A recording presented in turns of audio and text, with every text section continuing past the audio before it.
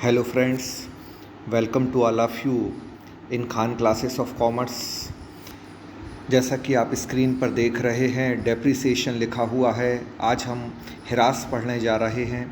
हिरास के साथ साथ हिरास स्थायी संपत्तियों पर लगाए जाने वाला एक व्यय है, एक प्रकार की हानि है, क्योंकि स्थायी संपत्तियों के प्रयोग से संपत्तियों के मूल्य में जो कमी होती है उस कमी को हम हिरास कहते हैं। तो डेप्रिसिएशन क्या है समझ लेते हैं। Decrease in the value of fixed asset is called depreciation.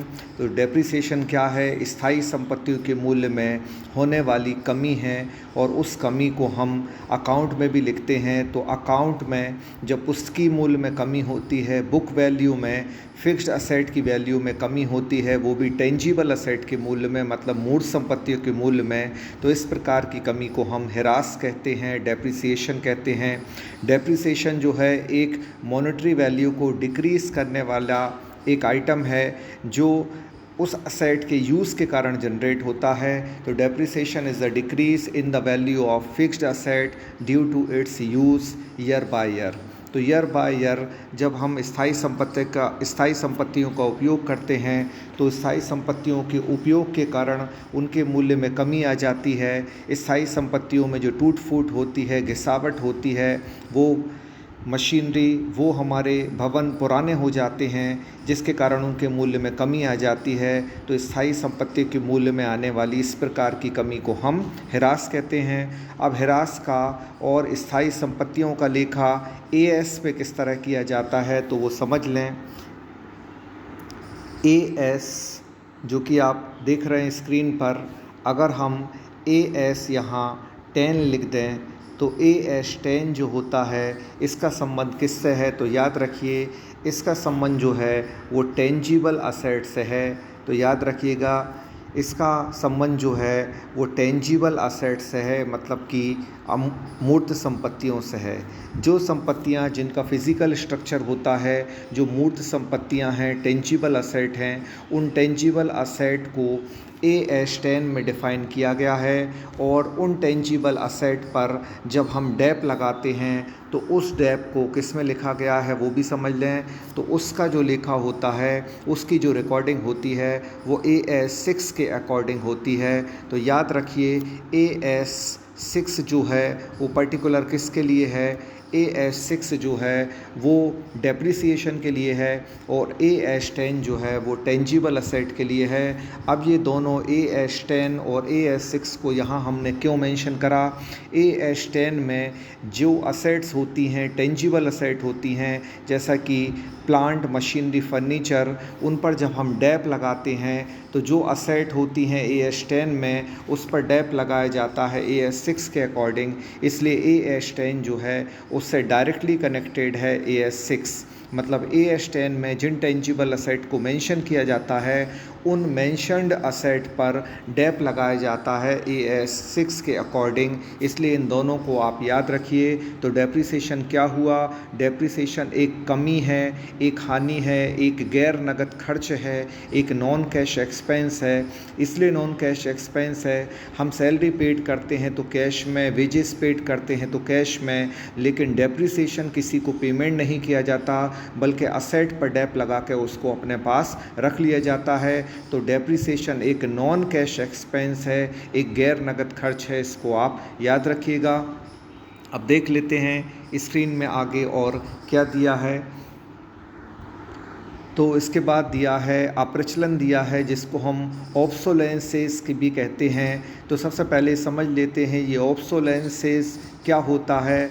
तो अप्रचलन जो हम जिसको कह रहे हैं, अप्रचलन का मतलब होता है कोई भी संपत्ति या कोई भी हमारी फिक्स्ड असेट जो नए आविष्कार आने के बाद पुरानी संपत्ति बेकार हो जाती है, या हम ऐसा कह लें कि न्यू इन्वेंशन होने के बाद जो ओल्ड असेट हमारी प्रचलन से बाहर हो जाती है, यूज़ से बाहर हो जाती है, और जिसकी अब कोई वैल्यू नहीं रह जाती, उसको हम अप्रचलन कहते हैं। तो अप्रचलन के कारण भी हिरास लगाया जाता है। लेकिन अप्रचलन क्या होता है? न्यू इन्वेंशन होने से जो ओल्ड असेट की वैल्यू डिक्रीज़ हो जाती है, या ओल्ड असेट यूज़लेस हो जाती है, तो इस तरीके के लॉस को हम क्या कहते हैं? तो इस तरीके का लॉस जो डेप्रिसिएशन में जनरेट होता है उसको ऑब्सोलेंस कहते हैं, यानी कि हम अप्रचलन कहते हैं। तो अप्रचलन एक प्रकार की हानि है जो एक ह्रास का हिस्सा भी है।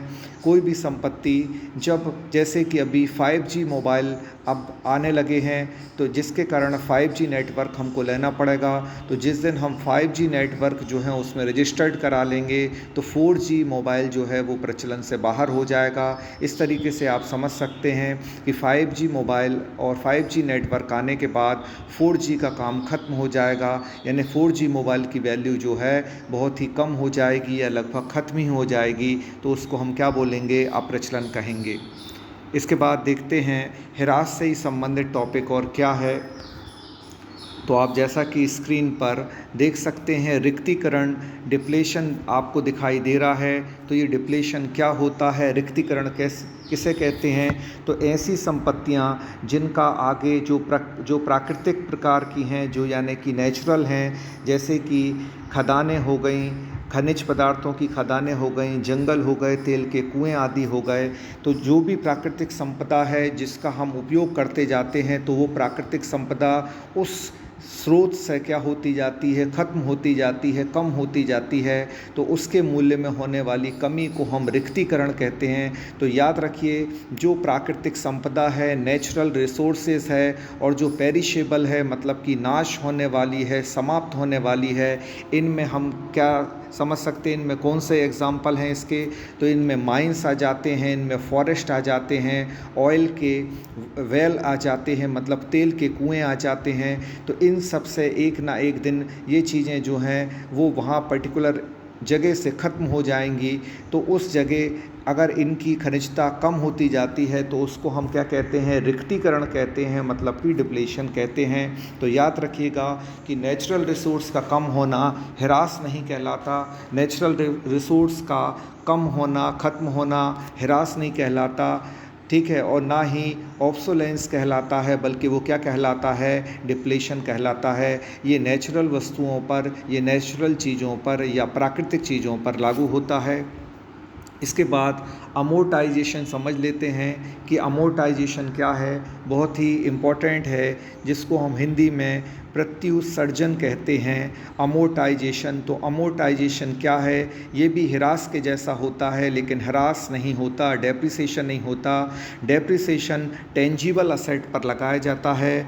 डेप्रिसिएशन आपने देखा कि वो टेंजिबल असेट पर लगाया जाता है, जबकि अमोर्टाइजेशन जो है वो इंटेंजिबल असेट पर लगाया जाता है, मतलब अमूर्त संपत्तियों पर लगाया जाता है। जैसे ख्याति के मूल्य में कमी होना, कॉपीराइट, व्यापारिक चिन्ह मतलब ट्रेडमार्क, पेटेंट, ख्याति, पट्टा, लीज आदि जो भी हमारी इंटेंजिबल असेट हैं, उन इंटेंजिबल असेट के मूल्य में अगर कोई कमी होती है तो उसको हम अमोर्टाइजेशन कहते हैं। तो याद रखिए, टेंजिबल असेट पर जो कमी होती है, अमूर्त संपत्तियों पर कमी होती है, तो उसको हम ह्रास कहते हैं, डेप्रिसिएशन कहते हैं। लेकिन इंटेंजिबल असेट यानी कि अमूर्त संपत्तियों के मूल्य में होने वाली कमी को अमोर्टाइजेशन कहा जाता है।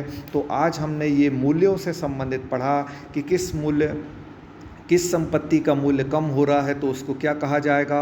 अब जो आज हमने पढ़ा उससे संबंधित कैसे क्वेश्चन जनरेट होंगे वो आप समझ लें, किस प्रकार के क्वेश्चन आपको एग्ज़ाम में पूछे जा सकते हैं। तो उसके लिए अब स्क्रीन पर आप देखें और कि किस पर डेप लगाया जाता है, किस पर अमोर्टाइजेशन होता है। तो सबसे पहले आप समझ लें कि भूमि पर क्या कोई ह्रास लगाया जाता है। भूमि एक स्थायी संपत्ति है, भूमि एक स्थायी संपत्ति है, लेकिन उस पर कोई ह्रास नहीं लगाया जाता। आपसे अगर पूछा जाए कि लैंड पर डेप्रिसिएशन लगाया जाता है तो आप कहेंगे नहीं, लैंड पर, ज़मीन पर कोई डेप नहीं लगाया जाता, क्योंकि डे बाय डे ज़मीन की कीमत तो बढ़ती जा रही है, लैंड की वैल्यू इंक्रीज़ होती जा रही है। तो डेप्रिसिएशन टेंजिबल असेट भी है, लेकिन उस पर कोई डेप नहीं होता। ये एक अकेली ऐसी टेंजिबल असेट है जिस पर कोई डेप नहीं होता। इसके अलावा जितनी टेंजिबल असेट होती हैं उन सारी टेंजिबल असेट पर क्या होता है? डेप्रिसिएशन लगाया जाता है। अब दूसरी टेंजिबल असेट देख लेते हैं। मशीनरी, संयंत्र, भवन, उपकरण, औजार, फर्नीचर, फिक्चर्स, गाड़ियाँ, वाहन। तो इन सब चीज़ों पर क्या लगाया जाता है? मशीन पर, हमारी 4 व्हीलर्स पर, हमारे टूल्स पर, हमारे इक्विपमेंट पर, बिल्डिंग पर जो मूल्य में कमी आती है उसको हम ह्रास कहते हैं। जैसा कि हमने बताया कि टेंजिबल असेट्स पर ह्रास लगाया जाता है और इंटेंजिबल असेट की वैल्यू कम होती है तो वो अमोर्टाइजेशन होता है। अब प्राकृतिक संसाधन लिखा है, जैसे कि तेल है, कोयला, खनिज पदार्थ आदि हैं। इनकी खदानों में अगर कोई कमी आती है, क्योंकि ये प्राकृतिक सोर्स हैं, तो प्राकृतिक स्रोत अगर उस जगह पर कम हो जाते हैं, खदान में कम हो जाते हैं, या जहाँ जिस जगह पर ये मिल रहे हैं वहाँ कम हो जाते हैं, तो उसको रिक्तीकरण, डिप्लेशन कहा जाता है। तो आपसे ये पूछा जा सकता है कि डिप्लेशन का संबंध किससे है? तो डिप्लेशन का संबंध नेचुरल रिसोर्सेज से है, जो हम ज़मीन से निकालते हैं या जो प्राकृतिक क्रिया से बनते हैं, जो प्रोडक्ट को हम नहीं बनाते बल्कि वो नेचुरल प्रोडक्ट हैं, उन पर रिक्तीकरण होता है, डिप्लेशन होता है। इसके बाद अमूर्त संपत्तियाँ, पेटेंट, कॉपीराइट, ट्रेडमार्क, ख्याति, पट्टे आदि पर क्या लागू होता है? तो इस पर प्रत्युत्सर्जन लागू होता है, मतलब अमोर्टाइजेशन लागू होता है। अमूर्त संपत्तियों पर अमोर्टाइजेशन है और स्थायी संपत्तियां जो मूर्त हैं उन पर लागू होता है ह्रास, यानी कि डेप्रिसिएशन। टेंजिबल असेट पर लगाया जाता है डेप्रिसिएशन। जबकि अगर पूछा जाए कि बिल्डिंग पर डैप लगाया जाता है, तो हाँ, बिल्डिंग पर डैप लगाया जाता है, लेकिन लैंड पर कोई डैप नहीं लगाया जाता। दोनों टेंजिबल असेट हैं, लेकिन एक पर डैप लगता है और एक पर डैप नहीं लगता। तो नेचुरल रिसोर्सेज का संबंध किससे है? तो नेचुरल रिसोर्सेज जो हैं, अगर वो कमी हो रही उनमें, तो उनका संबंध रिक्तीकरण से है, डिप्लेशन से है। और अगर कोई टेंजिबल असेट के मूल्य में कमी हो रही तो उसको हम डैप कहेंगे। और इनटेंजिबल यानी कि अमूर्त संपत्तियों के मूल्य में कमी हो रही तो उसको हम अमोर्टाइजेशन कहेंगे। और ऑब्सोलेंस के बारे में हमने आपको बता दिया था कि अप्रचलन क्या होता है। तो अप्रचलन किसी एडवांस टेक्नोलॉजी के मार्केट में आने से पुरानी मशीन की वैल्यू कम हो जाती है या ख़त्म हो जाती है, और पुरानी मशीन जो है आउट ऑफ फैशन की चीज़ हो जाती है, तो उसको हम क्या कहते हैं? उसको हम ऑब्सोलेंस मतलब कि अप्रचलन कहते हैं। अप्रचलन का संबंध जो है वो नई तकनीक का बाज़ार में आना है और पुरानी वस्तुओं का हमारे लिए कम उपयोगी होना या ना उपयोगी होने के कारण अप्रचलन होता है।